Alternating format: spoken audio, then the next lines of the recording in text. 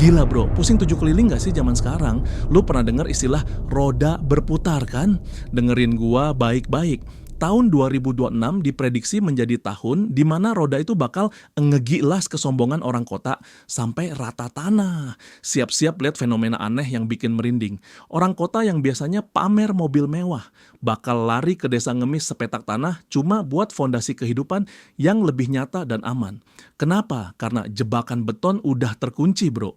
Biaya hidup kota nyekek leher, tapi tembok apartemen lu gak bisa dimakan. Sementara itu, di kampung-kampung yang sepi, muncul generasi miliarder baru dari lumpur sawah yang selama ini lu pandang sebelah mata. Di video ini kita bedah tuntas skenario kebangkitan ekonomi desa. Dan gimana caranya lu yang saat ini masih berkarir di kota bisa mengambil posisi strategis dalam pergeseran ini. Bukan sekadar bertahan tapi ikut bertumbuh. Tapi sebelum gua mulai, gua mau lu lakuin satu hal penting. Tekan tombol subscribe dan nyalain loncengnya sekarang. Kenapa? Karena playbook kebangkitan petani kayak gini nggak akan lu temuin di sekolah manapun. Biar kita siap bareng. Udah, oke kita gas.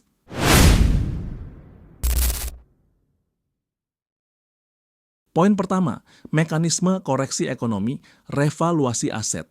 Oke bro, tarik napas lu dalam-dalam, kita mulai bedah dinamika ekonomi masa depan dari gambaran besarnya. Mungkin lu sering dengar istilah perubahan besar atau the great shift. Gua nggak mau bahas spekulasi, di channel ini kita bahas logika ekonomi. Perubahan besar yang gua maksud adalah mekanisme pasar.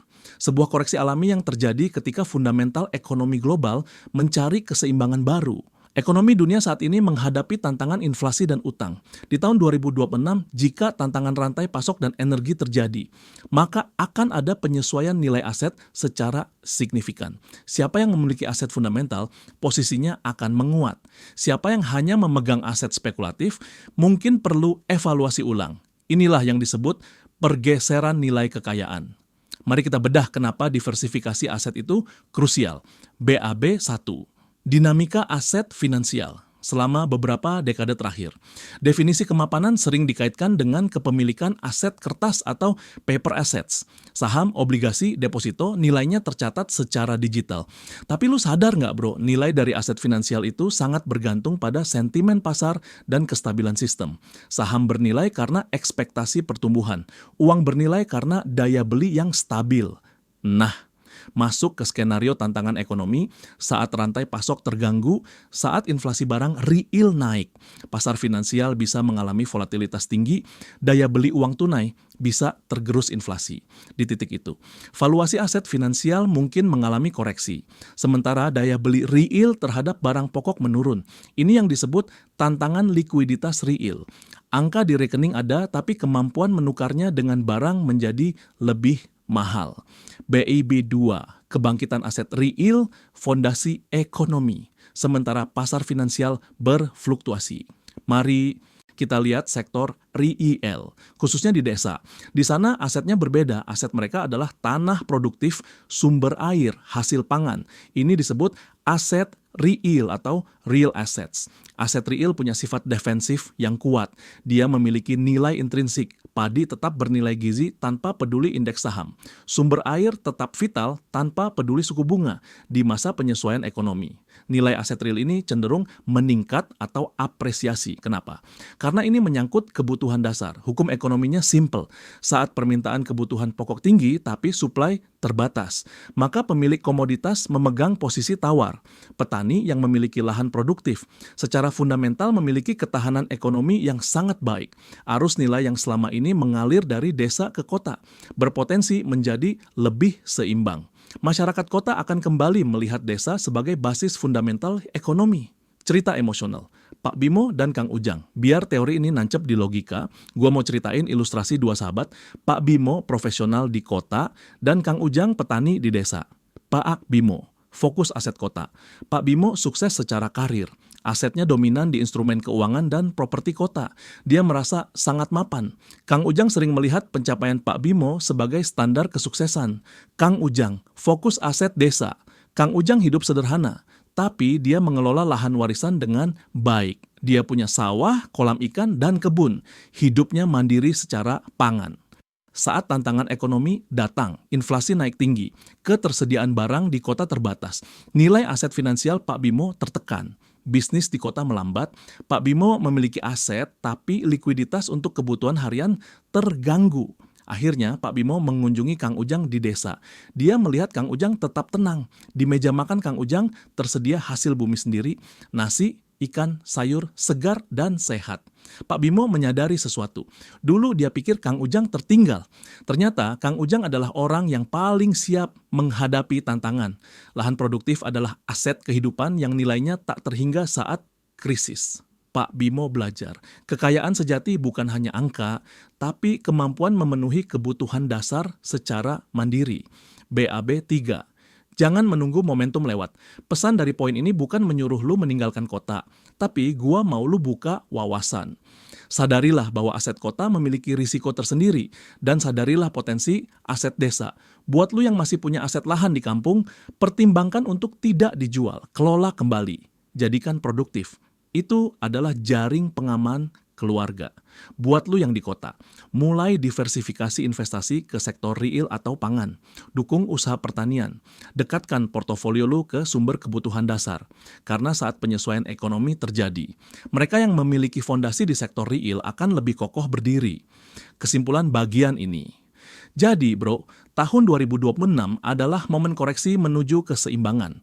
Alam mengingatkan kita tentang pentingnya sektor real, pangan, air, dan lahan, dan para pengelolanya, petani, dan masyarakat desa akan mendapatkan apresiasi nilai yang layak.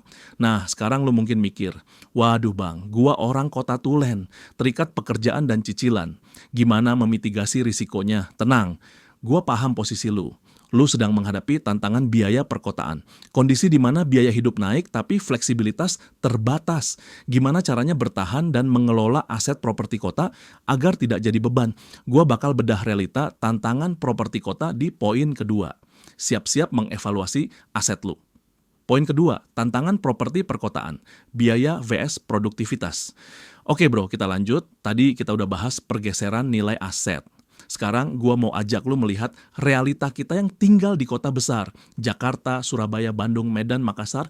Kita sering merasa hidup di kota memberikan akses fasilitas yang lengkap. Konektivitas, pusat belanja, layanan kesehatan. Fasilitas fisik yang memberikan kenyamanan. Tapi, sadar nggak sih lu bro, kenyamanan itu ditopang oleh sistem rantai pasok yang kompleks. Selama logistik lancar, energi tersedia, dan sistem berjalan, kita aman. Namun, jika ada gangguan pada sistem tersebut, posisi kita di kota menjadi sangat bergantung pada pihak luar. Inilah fenomena yang gua sebut.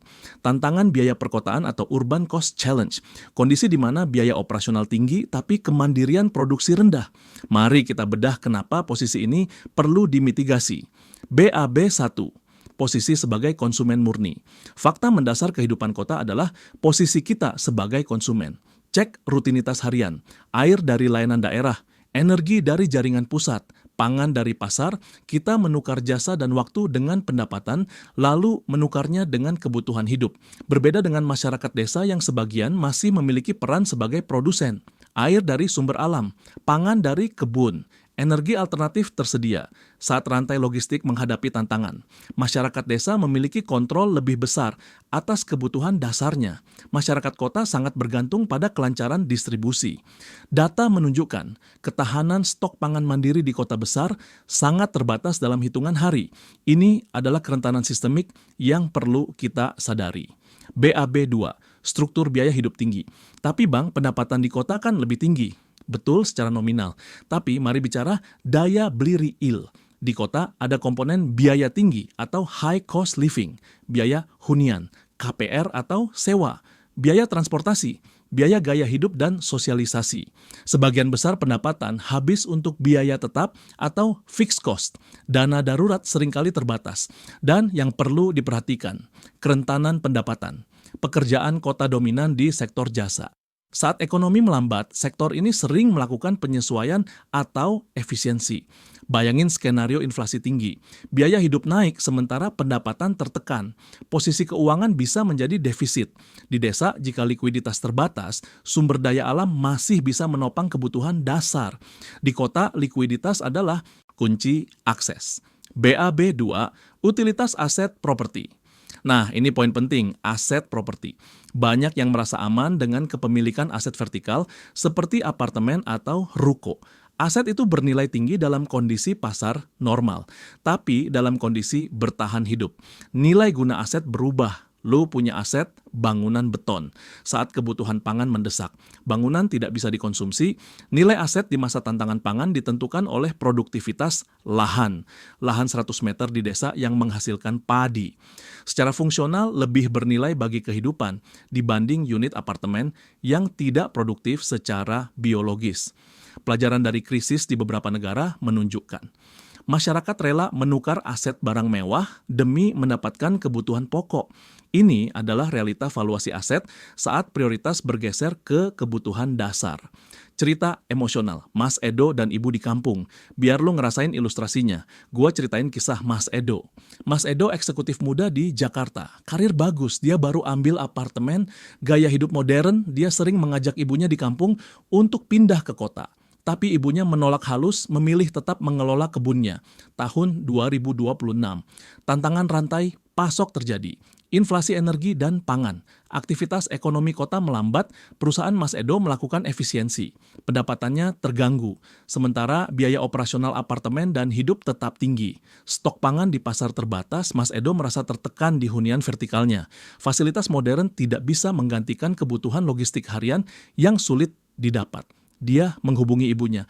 Bu, situasi di kota menantang. Suara ibunya tenang. Pulang, Le, di sini aman. Ibu baru panen jagung. Singkong di belakang rumah siap panen. Ikan ada. Di desa mungkin sederhana, tapi kebutuhan makan tercukupi. Mas Edo tersadar, selama ini dia meremehkan aset desa. Ternyata gubuk kayu dengan lahan produktif, ibunya adalah benteng ketahanan yang sejati. Mas Edo memutuskan kembali ke desa untuk sementara waktu, mencari keseimbangan hidup kembali. Kisah ini memberikan pelajaran, kota adalah pusat pertumbuhan ekonomi, tapi desa adalah pusat ketahanan kehidupan. Bab 3. Mitigasi risiko kota. Pesan dari poin ini bukan menyuruh lu meninggalkan kota secara impulsif, tapi sadari risikonya dan lakukan mitigasi. 1. Jaga akses ke desa. Kalau punya aset atau keluarga di kampung, jaga hubungan baik. Jangan jual aset lahan produktif. Itu jaring pengaman. 2. Jadi produsen kota atau urban farmer. Manfaatkan ruang terbatas apartemen atau rumah untuk menanam.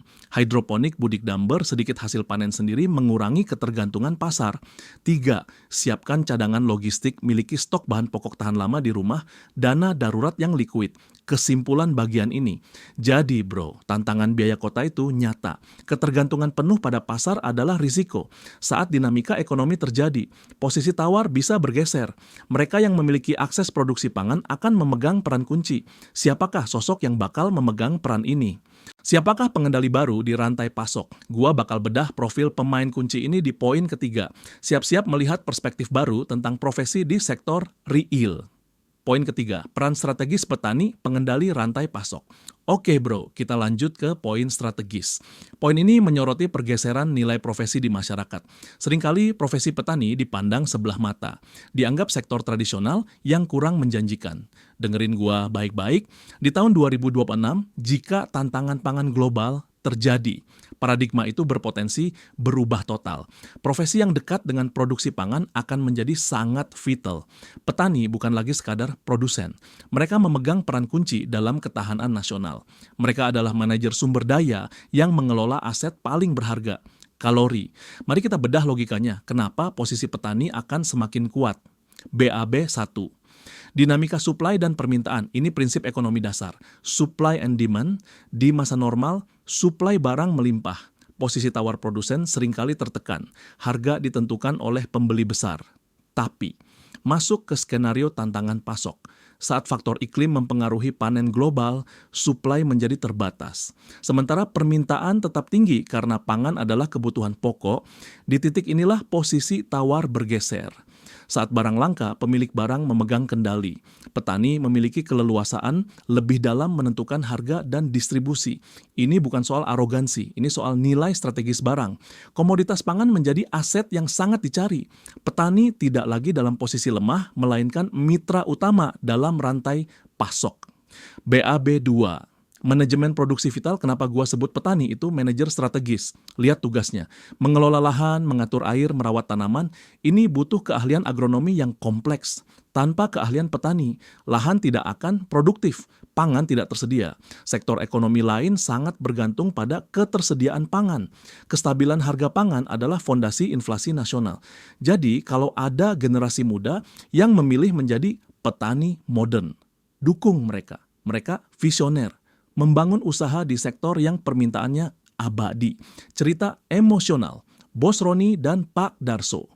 Biar lu paham dinamikanya, gua mau ceritain kisah ilustrasi tentang Bos Roni, pedagang besar, dan Pak Darso, petani senior. Era normal. Bos Roni memiliki posisi tawar kuat, menentukan harga beli di tingkat petani. Pak Darso seringkali mengikuti harga pasar, meski margin tipis. Era tantangan pasokan. Panen global terganggu, gudang Bos Roni menipis, permintaan pasar tinggi. Bos Roni membutuhkan pasokan segera. Dia mendatangi Pak Darso, menawarkan harga tinggi untuk memborong hasil panen. Tapi Pak Darso menghadapi situasi berbeda. Di desanya, kebutuhan warga lokal juga meningkat. Pak Darso dengan kearifan lokalnya memprioritaskan kebutuhan komunitas. Maaf Den, Roni, stok terbatas. Saya harus memastikan tetangga dan warga desa tercukupi dulu. Bos Roni menyadari, uang tunai yang dia miliki tidak serta-merta bisa membeli barang yang langka. Ketersediaan fisik barang di tangan produsen adalah faktor penentu. Akhirnya transaksi terjadi dengan prinsip keadilan. Harga wajar sesuai kondisi pasar dan prioritas distribusi untuk kebutuhan lokal. Pak Darso menunjukkan bahwa kepemilikan aset produktif adalah kekuatan sejati. BAB 3. Ketahanan Financial Kerentanan. Dari cerita itu kita belajar tentang aset. Aset finansial tanpa dukungan sektor real bisa menjadi rentan saat inflasi tinggi. Aset real produktif seperti lahan pertanian memiliki ketahanan atau resilience. Masyarakat kota dengan pendapatan tinggi namun bergantung penuh pada pasar memiliki risiko supply. Masyarakat desa dengan akses produksi pangan memiliki jaring pengaman mandiri. Inilah kenapa petani dan masyarakat desa memiliki posisi kuat secara fundamental. Mereka memiliki ketenangan pikiran karena kebutuhan dasar terjamin. BIB 4. Semangat kolaborasi. Poin pentingnya, posisi kuat petani ini adalah momentum untuk kesejahteraan bersama. Bukan untuk kompetisi, tapi kolaborasi. Tugas kita bersama, pemerintah, swasta, masyarakat, memberdayakan petani. Berikan akses teknologi, pupuk terjangkau, dan harga yang adil. Hargai produk lokal, karena saat tantangan datang, ketahanan pangan bangsa bertumpu pada kerja keras petani kita. Kesimpulan bagian ini, jadi bro, jangan remehkan sektor pertanian. Lahan di desa adalah aset masa depan. Petani adalah profesi yang memegang kunci keberlanjutan. Dan kalau petani sejahtera, apa dampaknya buat ekonomi? Daya beli masyarakat desa akan meningkat, ekonomi pedesaan akan tumbuh. Gua bakal bahas fenomena ini di poin selanjutnya, tentang nilai tukar petani atau NTP yang berpotensi membaik. Gimana kenaikan harga komoditas bisa menggerakkan roda ekonomi desa. Siap-siap melihat potensi pasar baru di pedesaan. Poin keempat. Kenaikan nilai tukar petani, pertumbuhan ekonomi desa. Oke bro, kita sepakat petani memiliki peran strategis. Sekarang mari kita bicara soal ekonomi. Seberapa besar potensi pertumbuhan pendapatan di sektor pertanian jika skenario tantangan pangan terjadi? Dalam ekonomi ada indikator penting. Nilai tukar petani atau NTP.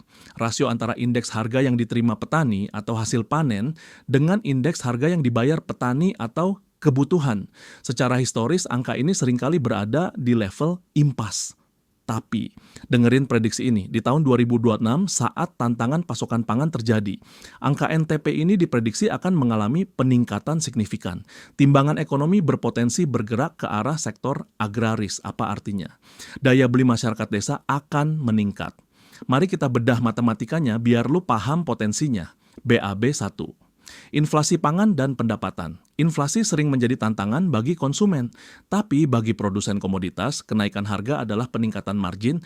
Mari hitung simulasi sederhana. Kondisi normal, harga komoditas stabil. Petani membutuhkan volume panen tertentu untuk membeli barang konsumtif, misal elektronik, kondisi tantangan pasokan. Harga komoditas naik karena kelangkaan, sementara harga barang elektronik relatif stabil atau turun karena permintaan melambat. Sekarang hitung lagi, untuk membeli barang yang sama, petani membutuhkan volume panen yang lebih sedikit dibandingkan sebelumnya. Ini yang disebut peningkatan daya beli real. Barang kebutuhan sekunder menjadi relatif lebih terjangkau bagi pemegang aset komoditas. Petani mendapatkan surplus pendapatan yang bisa dialokasikan untuk tabungan atau investasi kembali. BAB 2. siklus boom komoditas. Abang, itu teori. Enggak bro, ini siklus sejarah. Ingat masa kenaikan harga cengkeh karet atau sawit. Saat harga komoditas global naik. Daerah penghasil mengalami pertumbuhan ekonomi pesat. Daya beli masyarakat lokal meningkat drastis. Nah, bedanya. Komoditas pangan adalah kebutuhan primer yang tidak bisa ditunda.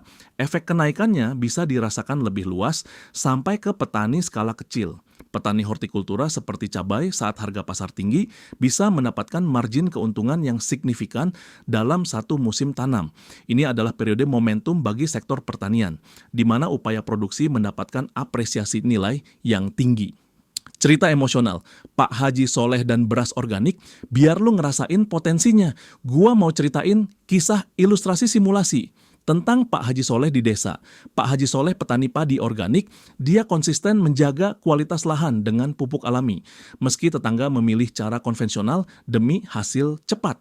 Pak Haji tetap pada prinsip keberlanjutan tahun 2026. Tantangan input pertanian terjadi, pupuk kimia mahal dan langka. Produksi konvensional terhambat, tapi lahan Pak Haji Soleh tetap subur karena ekosistem tanahnya sehat. Tahan terhadap perubahan cuaca, panen raya tiba, permintaan beras sehat meningkat tajam, konsumen sadar kesehatan, pembeli dari kota mencari pasokan berkualitas. Beras Pak Haji dihargai dengan harga premium, Pak Haji panen dengan hasil optimal. Arus kas masuk signifikan. Apa yang dia lakuin? Dia mengalokasikan dana untuk ibadah dan pendidikan anak-anaknya ke jenjang tinggi. Tetangga mulai melihat dan belajar. Pak Haji menjadi mentor pertanian sehat. Kisah ini memberikan harapan bahwa konsistensi pada praktik pertanian yang baik akan membuahkan hasil. Alam memberikan imbal hasil bagi mereka yang merawatnya. BAB 3. Pergeseran kepemilikan aset. Satu lagi fenomena menarik, arus investasi balik. Saat masyarakat kota membutuhkan likuiditas, mereka mungkin melepas aset sekunder. Siapa yang memiliki likuiditas untuk menyerapnya? Masyarakat desa yang sedang menikmati kenaikan harga komoditas. Akan terjadi diversifikasi aset. Petani mulai berinvestasi pada aset di kota atau lahan tambahan. Ekonomi desa menjadi penggerak baru. BAB 4, pemerataan ekonomi. Jadi apa kesimpulannya? Kenaikan NTP adalah kabar baik buat pemerataan ekonomi. Selama ini pertumbuhan terpusat di kota. Momentum ini akan menyeimbangkan neraca. Ekonomi desa bangkit. Daya beli daerah tumbuh. Buat lu yang masih di desa, bertahan dan kembangkan. Jangan buru-buru melepas aset lahan. Masa depan ada di sektor ini. Tingkatkan kapasitas dan teknologi. Buat lu yang di kota, bangun kemitraan dengan desa. Jangan hanya melihat desa sebagai pasar, tapi sebagai mitra produksi. Tapi, jangan bayangin petani sukses masa depan itu hanya mengandalkan cara lama. Mereka yang akan panen maksimal adalah petani cerdas. Mereka menerapkan strategi dan memilih komoditas bernilai tinggi. Tanaman apa yang punya potensi nilai tambah besar? Gua bakal bongkar komoditas potensial ini di poin kelima. Siap-siap melihat peluang bisnis agribisnis yang menjanjikan. Poin kelima, komoditas bernilai tinggi, peluang agribisnis masa depan. Oke bro, kita lanjut ke topik potensi pertumbuhan. Kalau tadi kita bicara soal ketahanan, sekarang kita bicara soal peluang ekonomi. Sejarah kekayaan ekonomi menunjukkan dalam setiap siklus perubahan selalu muncul peluang baru. Di tahun 2026, peluang itu diprediksi muncul dari sektor real, bukan hanya dari aset digital, tapi dari mereka yang mengelola sumber daya alam dengan cerdas. Inilah potensi agribisnis bernilai tinggi. Ini bukan spekulasi, ini siklus komoditas. Saat permintaan global terhadap bahan baku spesifik meningkat, namun suplai terbatas.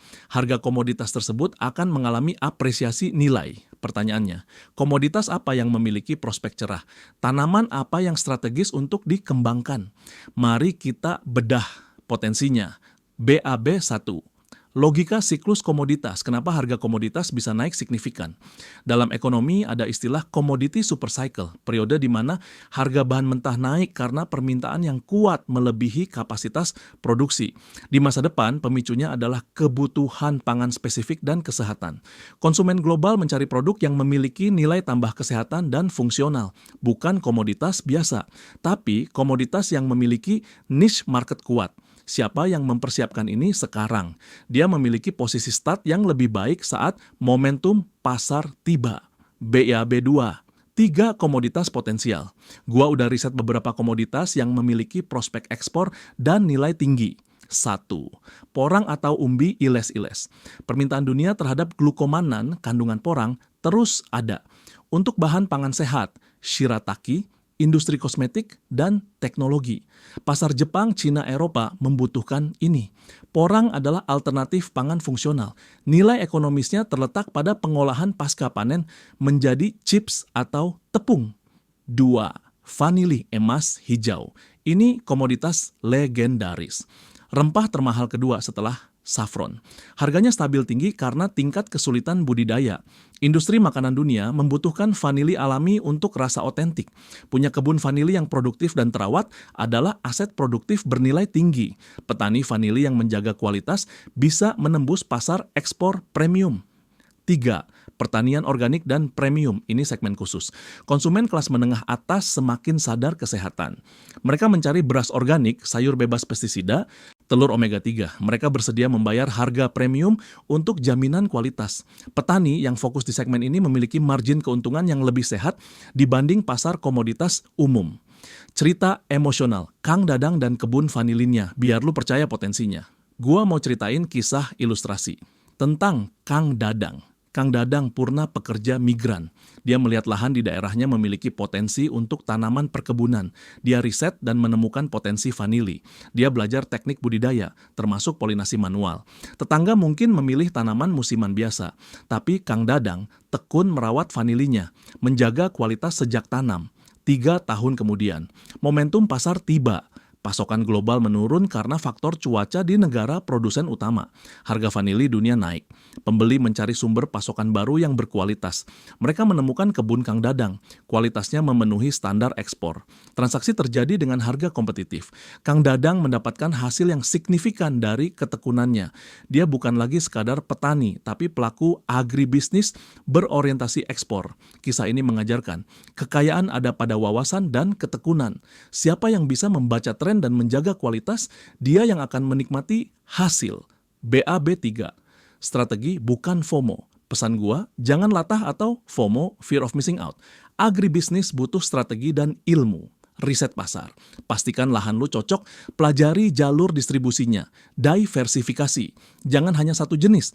Tanam yang panen cepat untuk arus kas, sayur jagung, dan tanaman nilai tinggi untuk tabungan vanili porang.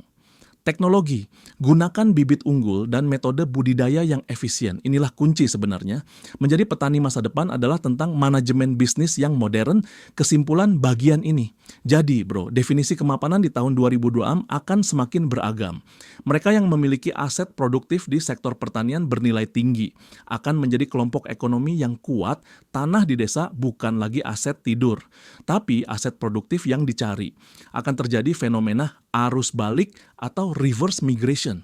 Masyarakat kota mulai mencari peluang di desa, mencari lahan untuk tempat tinggal yang lebih sehat dan produktif. Bagaimana fenomena perpindahan ini akan terjadi dan kenapa mempertahankan aset di desa adalah langkah cerdas. Gua bakal bahas di poin ke-6. Siap-siap melihat tren demografi baru. Poin ke-6. Arus balik migrasi. Kebangkitan aset desa. Oke bro. Kita udah lihat potensi petani dan komoditas. Sekarang mari kita lihat dampaknya ke pergerakan demografi manusia.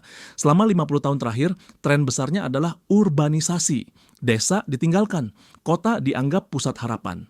Tapi, di masa depan saat tantangan logistik dan pangan terjadi, hukum alam berpotensi menyeimbangkan keadaan. Akan terjadi fenomena yang disebut reverse migration atau migrasi balik. Masyarakat kota mulai melirik kembali ke desa, bukan sekadar untuk masa tua, tapi untuk mencari ketahanan hidup. Di kota, likuiditas ada tapi akses sumber daya terbatas. Di desa, sumber daya alam tersedia. Mari kita bedah fenomena yang bakal mengubah peta properti ini. BAB1. Evaluasi kenyamanan kota. Kita harus realistis. Kota menawarkan kenyamanan sistem, fasilitas lengkap, tapi sistem itu bergantung pada rantai pasok yang lancar. Skenario tantangan pangan mengingatkan kita, jika akses ke kebutuhan dasar terhambat, kenyamanan kota bisa terganggu. Masyarakat kota yang tinggal di hunian padat tanpa lahan mulai menyadari keterbatasan ruang gerak mereka. Mereka memiliki aset vertikal, tapi tidak memiliki lahan untuk produksi mandiri.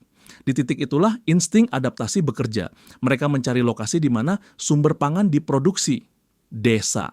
Orang kota mulai merencanakan aset kedua di daerah. Ini bukan sekadar liburan, ini adalah strategi diversifikasi tempat tinggal. Bab 2. Valuasi tanah desa. Saat minat ke desa meningkat, apa yang terjadi? Permintaan lahan naik, hukum ekonomi berlaku, demand tinggi pada supply terbatas menaikkan nilai. Tanah di desa yang tadinya dianggap aset tidur berubah menjadi aset strategis. Tanah itu ibarat sekoci penyelamat. Bisa ditanami, bisa untuk ternak, ada sumber air. Itu aset yang paling liquid secara fungsi kehidupan. Masyarakat kota akan mencari lahan produktif. Mereka rela menukar aset kota demi mendapatkan pijakan di desa. Di masa depan, status sosial juga ditentukan oleh kepemilikan lahan produktif. Tanah 1.000 meter di desa dengan kebun pangan. Nilai fungsionalnya sangat tinggi dibanding properti kota yang pasif.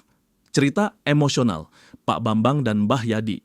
Biar lu ngerasain vibes-nya, gua mau ceritain kisah ilustrasi simulasi tentang Pak Bambang dan Mbah Yadi. Pak Bambang, sukses di kota. Pak Bambang merantau dan sukses, punya aset ruko dan kendaraan. Dia sempat menyarankan kerabat di desa untuk menjual tanah dan pindah ke kota. Mbah Yadi, bertahan di desa. Mbah Yadi, sepupunya, memilih tetap bertani dan bahkan membeli lahan warisan keluarga lain. Tahun 2026, tantangan ekonomi, usaha Pak Bambang melambat. Daya beli tertekan inflasi pangan, aset rukonya sepi penyewa. Biaya hidup kota membebani.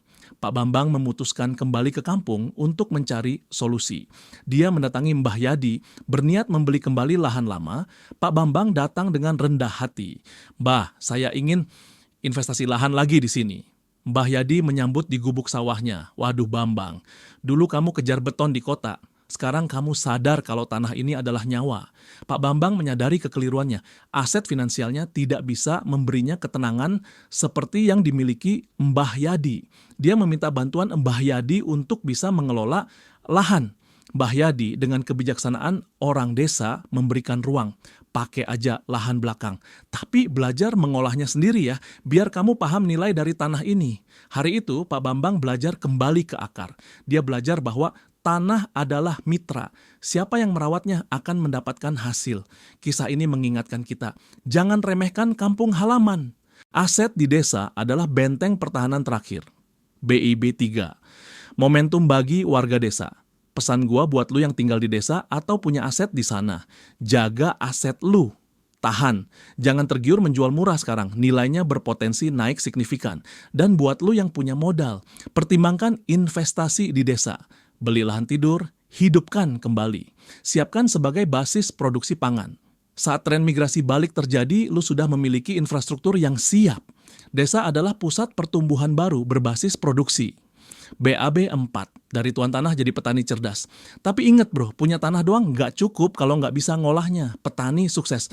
Masa depan bukan petani konvensional biasa, mereka adalah petani cerdas. Mereka menggunakan senjata rahasia untuk efisiensi dan hasil maksimal. Apa senjatanya? Teknologi, smart farming, IoT, bibit unggul.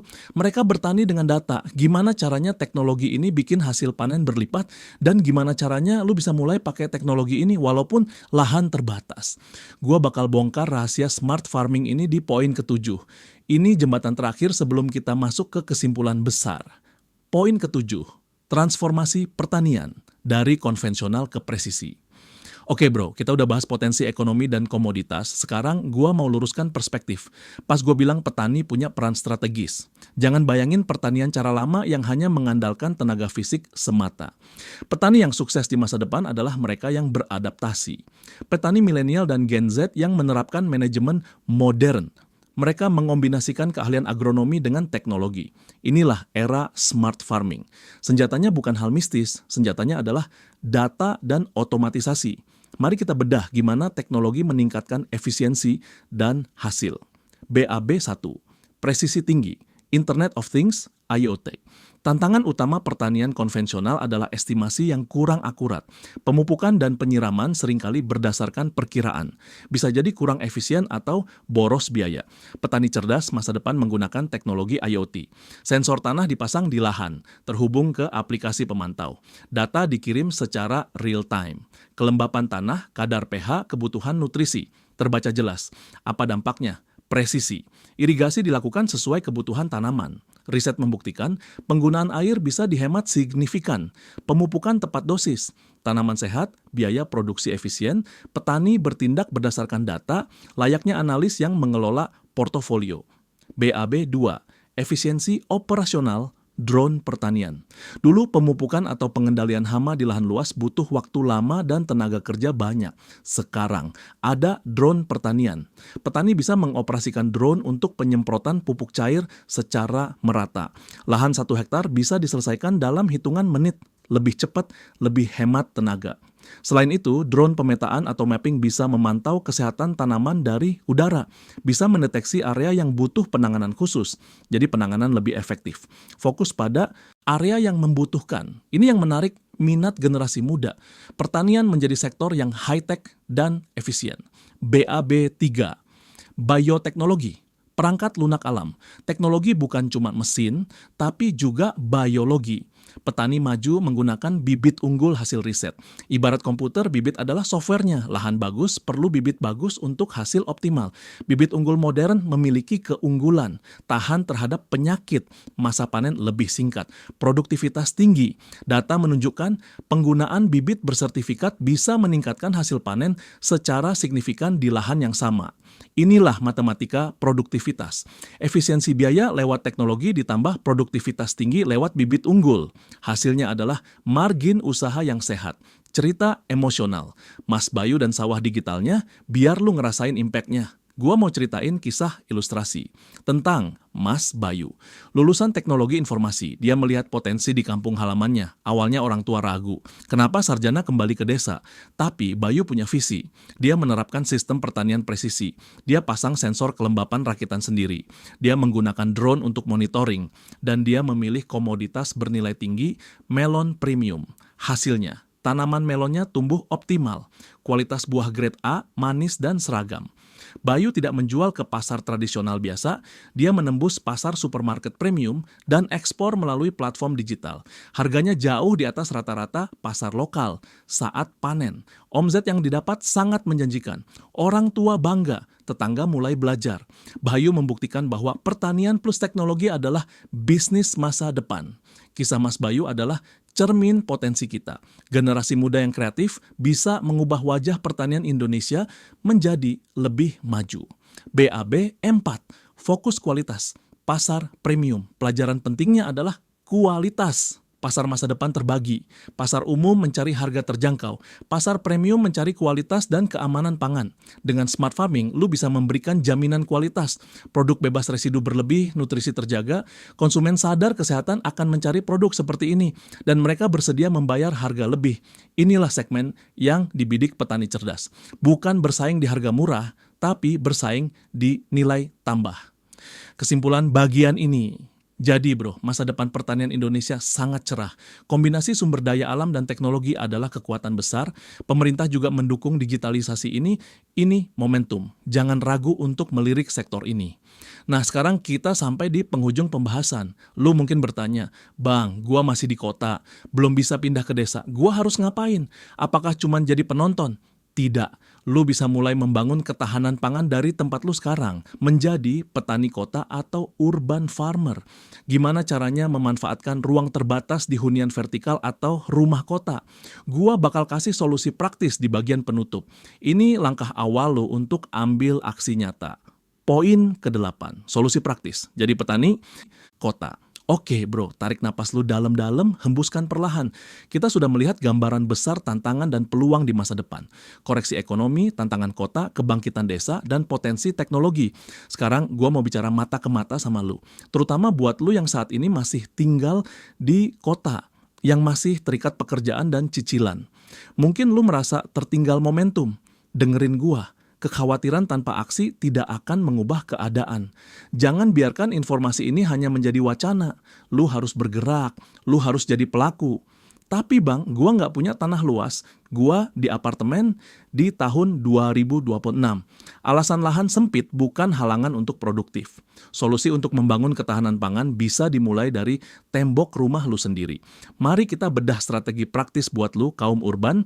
BAB 1. Revolusi tembok, pertanian vertikal, lu nggak punya lahan horizontal, manfaatkan dimensi lain, vertikal. Tembok kosong, pagar, balkon, itu adalah aset produktif yang sering terabaikan. Di kota dengan teknologi vertikultur, 1 meter persegi lahan bisa dioptimalkan berkali lipat dengan susunan rak atau pipa. Ini matematika efisiensi. Bayangin tembok rumah lu menjadi tembok hijau produktif, sawi, selada, cabai. Ini bukan sekadar hiasan. Ini cadangan logistik. Saat harga sayur fluktuatif, lu tinggal panen sendiri, segar dan sehat. Ini langkah awal melepaskan diri dari ketergantungan penuh pada pasar, mengubah aset pasif menjadi produktif. BIB 2, kulkas hidup budidaya dalam ember. Oke bang, sayur aman, lauknya gimana? Lu nggak butuh kolam hektaran. Cukup dengan wadah sederhana seperti ember. Tekniknya bernama budidambar, budidaya ikan dalam ember, konsep aquaponik sederhana. Bawah air, isi bibit ikan lele, ikan yang tahan banting. Atas tutup, taruh gelas plastik dengan media tanam kangkung. Apa yang terjadi? Kotoran ikan menjadi nutrisi alami bagi tanaman. Akar tanaman menyaring air menjadi bersih untuk ikan. Simbiosis mutualisme. Modal terjangkau, wadah bekas bisa dimanfaatkan. Hasilnya, dalam hitungan bulan, lu punya sumber protein dan serat mandiri. Kapanpun butuh, tinggal panen. Ini ketahanan pangan skala keluarga. Cerita emosional Mas Agus dan Gang Hijau. Biar lu percaya, gua ceritain kisah ilustrasi Mas Agus tinggal di gang padat pinggiran kota tanpa halaman. Awalnya dia merasa terbatas, tapi dia memutuskan mencoba. Dia memanfaatkan tembok depan rumah dengan botol bekas sebagai pot. Dia menanam bumbu dapur, bawang, seledri, cabai. Di sudut ruang dia taruh ember untuk lele. Awalnya tetangga heran. 3 bulan kemudian, harga bumbu dapur naik, tetangga mulai kesulitan mengatur uang belanja. Tapi di rumah Mas Agus, kebutuhan dapur aman. Istrinya memasak hasil panen sendiri. Tetangga mulai tertarik. Mas Agus berbagi hasil panen dan ilmunya. Lama-lama satu gang itu menjadi hijau dan produktif. Mereka mandiri. Kisah Mas Agus membuktikan keterbatasan ruang bisa diatasi dengan kreativitas. Bab 3, mencicipi potensi desa dari kota. Poin pentingnya, bertani skala kecil di rumah adalah simulasi kemandirian. Lu merasakan bagaimana menjadi produsen, memegang kendali atas kebutuhan dasar. Ini adalah jembatan. Mungkin belum bisa pindah ke desa, tapi mentalitas kemandirian ini adalah tiket ketahanan lu. Mengurangi risiko inflasi pangan. BIB 4, jembatan ke cangkul tua. Bang, gua tertarik, tapi teknisnya gimana? Media tanamnya apa? Cara rawat airnya gimana? Gua tahu lu butuh panduan teknis. Di channel Tarik Tuas kita bahas strategi besar, tapi gua nggak akan biarkan lu bingung. Gua merekomendasikan lu ke sekolah khusus untuk prakteknya. Nama tempatnya Cangkul Tua. Itu adalah channel Mitra Edukasi. Di sana dibahas tuntas, tutorial membuat instalasi vertikal sederhana, cara budidaya lele dalam ember agar tetap bersih, cara membuat nutrisi tanaman dari limbah dapur. Jadi, kalau lu serius mau membangun ketahanan keluarga, KLI link di deskripsi. Pelajari ilmunya di Cangkul Tua, praktekkan, ubah sudut rumah lu jadi area produktif. Kesimpulan dan penutup. Oke bro, kita sudah sampai di ujung pembahasan.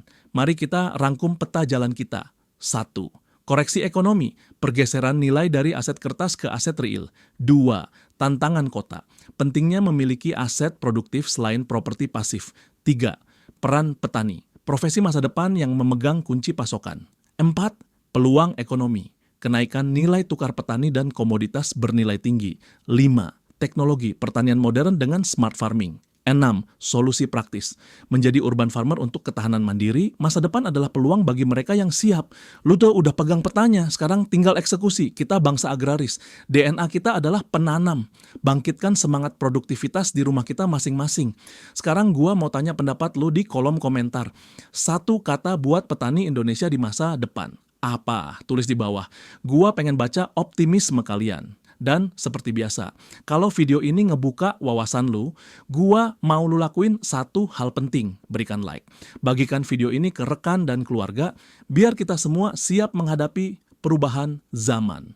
Dan pastinya, subscribe dan nyalain loncengnya, karena cuma di sini, di Tarik Tuas. Kita bedah peluang masa depan dengan bahasa yang lugas. Petani sejahtera, Indonesia maju, you are in control. Cabut. Disclaimer video ini adalah analisis ekonomi dan prediksi berdasarkan data tren global. Konten ini bertujuan untuk edukasi, motivasi, dan membangun kesiapsiagaan. Selalu lakukan riset mandiri sebelum mengambil keputusan investasi atau perubahan karir.